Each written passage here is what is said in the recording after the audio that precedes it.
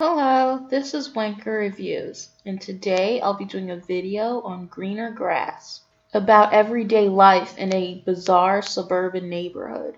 A zany movie where people give their unwanted babies to their next door neighbor, or if a waiter spills their food on the ground, the customers eat it off the floor, and even adults who wear braces.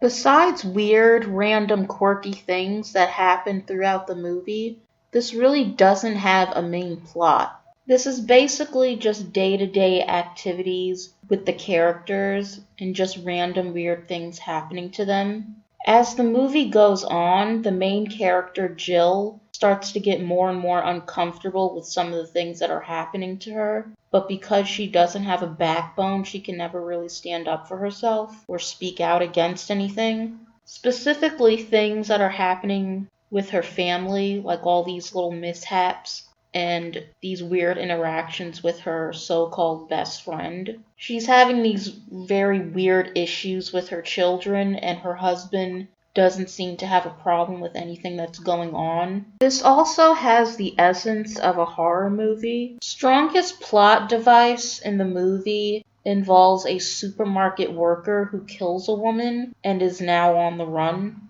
and then starts to stalk Jill. This storyline actually ends up being disappointing after being very promising, even though it made very sparse appearances here and there throughout the movie. Another problem that I had with this movie was that the ending didn't make any sense, and it's like they didn't really know how to end it, so the credits just started rolling randomly. The movie felt unfinished, and it actually made me really sad because I felt like the character Jill never grew as a person. She was the exact same way she was in the beginning as she was in the end. She let people walk all over her, and I honestly thought she would get somewhat of a resolution or something would happen for her, but it honestly just didn't go anywhere. She didn't improve as a person, and nothing really happened.